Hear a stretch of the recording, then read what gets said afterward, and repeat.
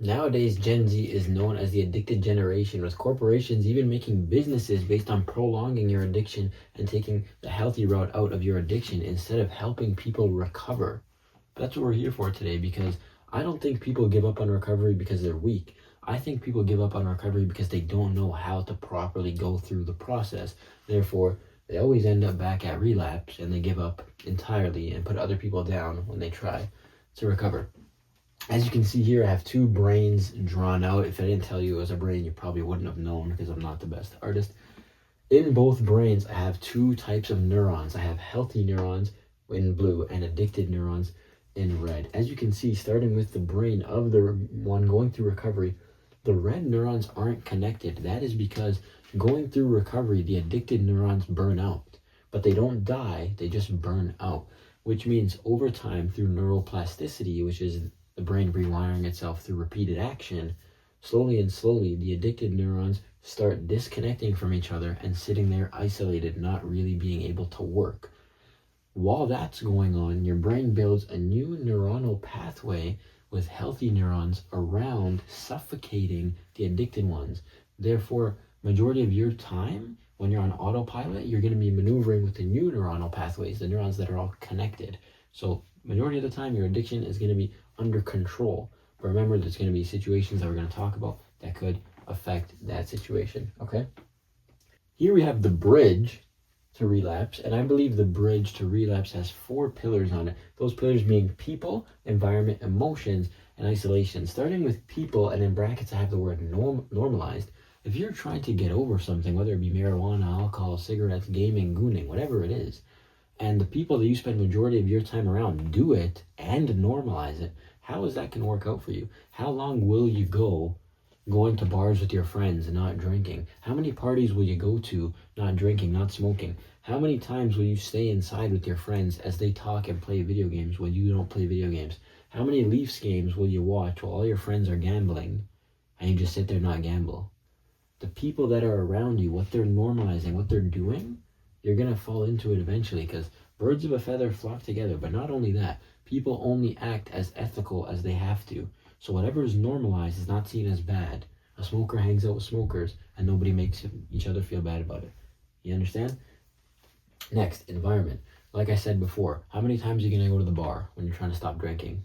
How many times? If you're at a bar, a party, whatever, and there's a smoker's pit and you're trying to stop smoking, but you need fresh air, you go get fresh air, but you don't socialize in the smoker's pit, because all it takes is, it just takes a little bit of gasoline to reignite a flame, and we're going to come back to that. Emotions. If you don't find the root cause of the emotion that you're trying to suppress, whether you stop smoking, you'll start drinking, okay? You stop playing video games, you'll start watching TikTok and gooning, okay? You need to find the emotion that you're trying to suppress. It could be just boredom. It could be stress. You could feel like you're underachieving, or you could have a big week ahead of you. But remember, you're stressed because you're not preparing. You don't walk into a test that you studied for being worried, okay? You have a tryout for a soccer team, but you've been in good shape, you've been eating good, sleeping good. You're not going to walk in there worried, okay? And isolation, and then in brackets I have lack of connection, okay? Because isolation isn't, like, being alone isn't the problem here, but having a lack of things that are people that you feel connected to, because you'll pick up that alcohol really fast to make you feel good. You'll pick up that cocaine really fast to make you feel connected to something, to anything, okay? Remember, bartenders don't care about you. The guy that sells you the drugs doesn't care about you. These are not connections, and those drugs are not connecting you to anything but a faster way to the afterlife, okay? And the thing with these pillars and the bridge is the more of them that connect, the faster the relapse happens. So you're in the wrong environment with the wrong people enough times, it's inevitable. Okay, it's inevitable. Add the emotional problem into that. Let me give you a little situation. You're at a party, you see your ex-girlfriend kissing a guy. So now you're in the wrong environment. The emotions are starting to come up, and you're around the wrong people. What do you think's gonna happen? Oh, bro, just take a drink, forget about it. Oh, one shot's not gonna kill you. Here, calm down, have a cigarette, yada yada yada. What do you think's gonna happen? Let's be honest, okay? And then one thing leads to another. That cigarette smells good. You remember how calm it makes you. The alcohol is everywhere. You remember how much fun you can have with the alcohol. The flame gets relit, and they start connecting. How fast does fire spread? You know this. I don't have to explain to you how fast fire spreads. It did it once before. Remember, that's why we're doing recovery, because it spread like that before, and it's doing it again. And look how fast the neurons have connected, and they actually breached a new neuronal system, and it's not long before they all connect, they take over again and again, and before you know it, this brain becomes all red, okay? But that's why I say recovery is not forgetting about the addiction. Recovery is not acting like the addiction never happened. Recovery is not falling out of love with the substance or the item or whatever is going on. It's accepting the situation, knowing how much fun you have when you're drunk, knowing how relaxed you feel when you smoke, but choosing not to do those behaviors for the greater good. And speaking of greater good, there's a million reasons to quit your addiction, but I've summarized it into the main four here, being health, whether that's mental or physical, finances. Addictions can absolutely, you can go on the internet and see what happens to people. Gambling is a crazy one. Drugs become crazy. Alcohol, surely but slowly, can be expensive as well, and so on. Relationships, it can ruin your relationships with your loved ones, with your friends, with your family, with your job, with your classmates, with your coworkers. What addictions do to you when you get to a certain point will destroy everything in your life, leaving you alone and then destroying you with it, okay? And your performance, and that can be personal. For example, I stopped smoking because it was affecting my athletic performance. I was still performing at a high level, but I wanted to go back to being at a very high level, and that's what I did. But the thing that I did was I didn't stop slowly but surely. I said, no, this day I'm stopping, and you go cold turkey. I've quit other addictions before, that's why it wasn't my first rodeo, but you go cold turkey, okay? And you go to my other page, or my other video, sorry, and let me explain to you your addiction with Maslow's in 4 minutes. Now, in 4 minutes, you just quit your addiction, and you know why you had that addiction, where it's coming from, and you go to the root cause.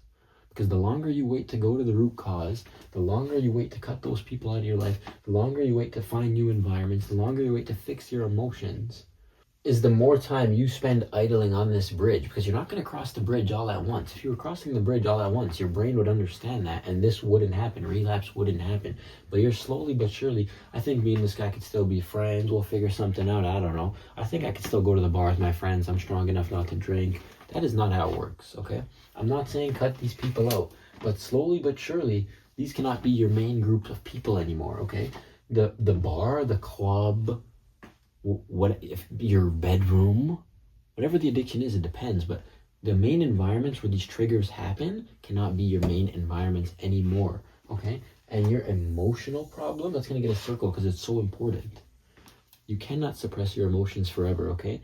One thing I like to use to tell people in terms of their addictions is weed's a nice escape until you have to escape weed. Alcohol is a nice escape until you have to escape alcohol, okay? Because you're at the end of the tunnel, now you have to escape the emotions plus alcohol, plus the financial burden, plus the health burden, plus you fucked up your relationship with your friends and this and that.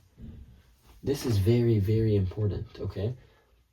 And of course, do not isolate yourself. Keep good people around you. Somebody loves you, okay? Just because you don't see your smokers every day in real life, you can still tap in with them on their phone, check in, phone call, and maybe you don't feel that connected that way.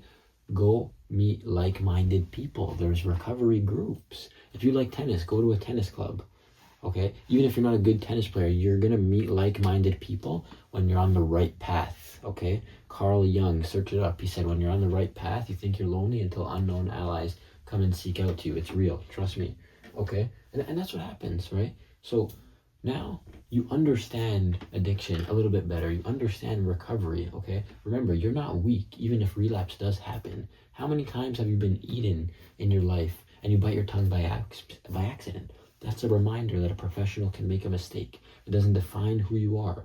But if you don't get back up and continue the recovery process, that will define who you are.